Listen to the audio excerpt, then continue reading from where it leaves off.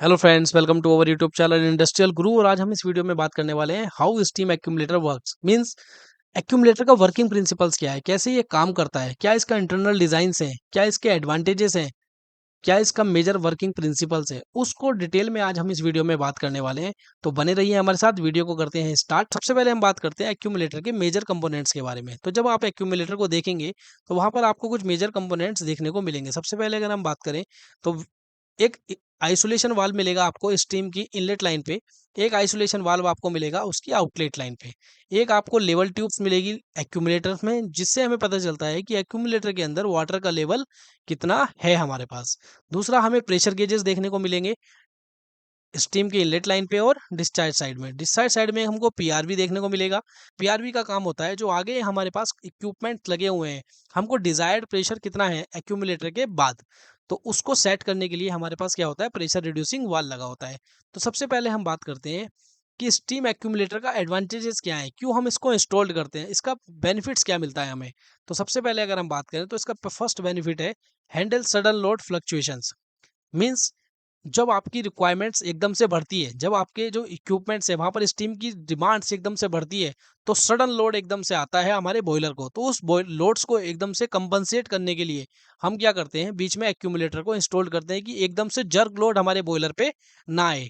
तो jerk load से safe रखने के लिए बॉयलर को हम क्या करते हैं, बीच में एक्यूमुलेटर को इंस्टॉल करते हैं। और ऐसा भी कुछ हो सकता है कि आपका जो इक्विपमेंट जहाँ पर स्टीम की सप्लाई है वहां पर आपको फ्लक्चुएशंस नहीं चाहिए। मीन्स सप्लाई जो स्टीम आप कर रहे हो वो कम और ज़्यादा नहीं चाहिए, एक स्टेबल फ्लो आपको चाहिए अपने इक्विपमेंट्स में, सप्लाई का प्रोसेस में, जहाँ पर स्टीम की सप्लाई कांस्टेंट रहे।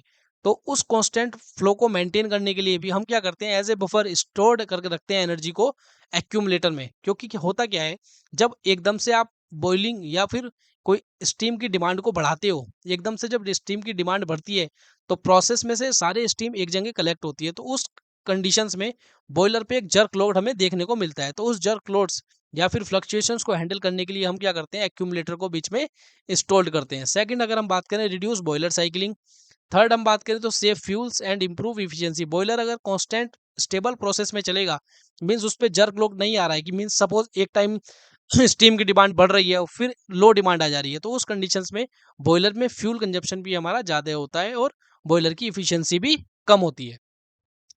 अगर हम फोर्थ बात करें तो provide backup steam for short duration. Means जब आपकी डिमांड एकदम से बढ़ती है तो उस डिमांड को फुलफिल करने के लिए क्या होता है, एक्यूमुलेटर एज ए बफर काम करता है, कि जो स्टोर करके रखता है एनर्जी अपने पास। तो उस स्टोर्ड एनर्जी से हमारी सडन जर्क को हम कंपनसेट करते हैं। तो ये काम करता है एक्यूमुलेटर। वाटर होता है और 20 to 30% हमारा क्या रहता है, स्टीम्स, जो डिस्चार्ज टाइम पे जब हम डिस्चार्ज करते हैं तो स्टीम कलेक्ट बनती है। तो सबसे पहले जब हम बात करें चार्जिंग की, कैसे हम इसमें एनर्जी को स्टोर करते हैं, तो समझते हैं। तो नाउ अगर हम प्रिंसिपल्स की बात करें कि प्रिंसिपल्स क्या है, किस प्रिंसिपल पे ये एनर्जी को स्टोर करता है, तो जन हमारा जो एक्यूमुलेटर है वो वर्क करता है हमारा फ्लैश इवेपोरेशंस में। फ्लैश इवेपोरेशंस कैसे होता है, फ्लैश इवेपोरेशन वो अभी हम जानेंगे कि फ्लैश इवेपोरेशन होता क्या है। सबसे पहले हम बात करते हैं चार्जिंग की, कैसे हम एक्यूमुलेटर को चार्ज करते हैं, मीन्स उसमें एनर्जी को कैसे स्टोर करते हैं। तो स्टोर करने की अगर हम बात करें तो सबसे पहले होता क्या है कि आपका जो प्रेशर आपके बॉयलर से आउटलेट से निकल रहा है, स्टीम प्रेशर, सपोज अभी आपके सिस्टम में लो डिमांड की कंडीशंस है, मींस आपको जो डिमांड है सिस्टम में वो डिमांड कम है, तो उस केस में जो एक्सेस जनरेशन हो रहा है बॉयलर से एनर्जी का, वो क्या होगा, एक्सेस एनर्जी हमारी स्टोर्ड कहाँ हो जाएगी, एक्यूमुलेटर में आके। लेकिन स्टोर्ड होगी कैसे वो हम समझे। तो यहाँ से स्टीम हमारी सबसे पहले एक बीच में हेडर हो सकता है, एक हेडर में जाए, उस हेडर से हमारा जो स्टीम है वो आप हमारी जाएगी, हेडर में से स्टीम जाएगी हमारी एक्यूमुलेटर को। एक्यूमुलेटर में यहाँ पर बॉटम में भरा हुआ है वाटर, जिसकी क्वांटिटी है हमारी अप्रॉक्स 70 to 80%। यहाँ पर ये स्टीम हमारे इस हॉट वाटर को क्या करेगी, हॉट करेगी, मीन्स अपनी एनर्जी क्या होगी, स्टीम इस हॉट वाटर को दे देगी एट सर्टेन प्रेशर्स।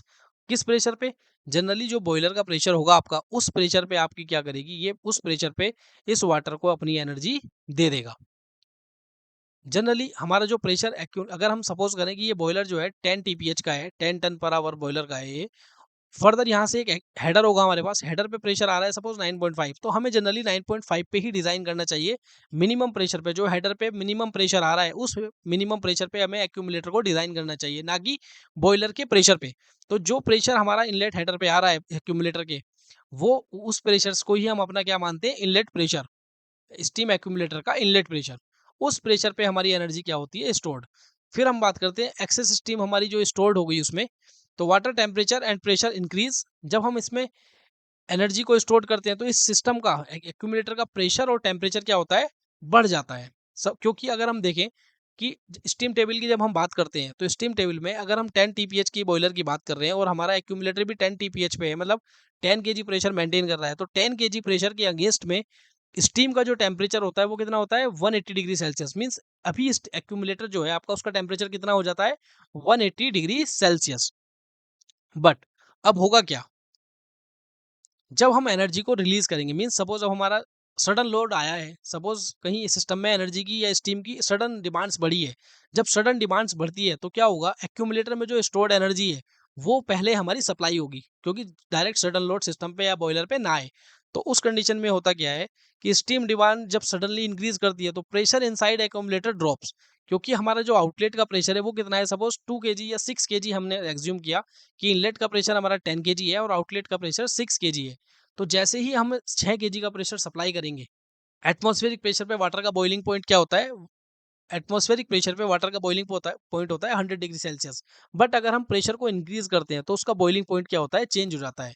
मीन्स अगर हम 10 kg पे बात करें तो वाटर का बॉइलिंग पॉइंट अगर हम कहें, सैचुरेशन पॉइंट क्या होता है, 180 डिग्री सेल्सियस। और अगर हम 6 kg पर बात करें तो 6 kg पे वाटर का जो सैचुरेशन टेम्परेचर है वो है 159 डिग्री सेल्सियस। तो अब होगा क्या, जैसे ही आप पीआरवी ओपन करेंगे तो जब 6 kg की सप्लाई होगी, तो 6 kg जब सप्लाई होगी और टेम्परेचर है यहाँ पर 180 डिग्री सेल्सियस, तो जैसे ही सडन 6 kg की सप्लाई स्टार्ट होगी तो 6 kg के लिए हमें टेम्परेचर कितना चाहिए बॉइलिंग के लिए, 159 डिग्री सेल्सियस।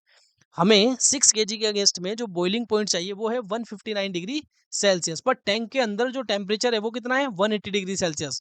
तो यानी टैंक के अंदर का टेम्परेचर ज़्यादा है हमारे बॉइलिंग पॉइंट के टेम्परेचर से। बॉइलिंग पॉइंट जो है 6 kg के अगेंस्ट में जो बॉइलिंग पॉइंट है उससे ज़्यादा है। तो इस एक्सेस टेम्परेचर की वजह से होगा क्या कि जैसे ही 6 kg की सप्लाई स्टार्ट होगी, ऑटोमेटिकली यहाँ पर वाटर किस में कन्वर्ट हो जाएगा, स्टीम में।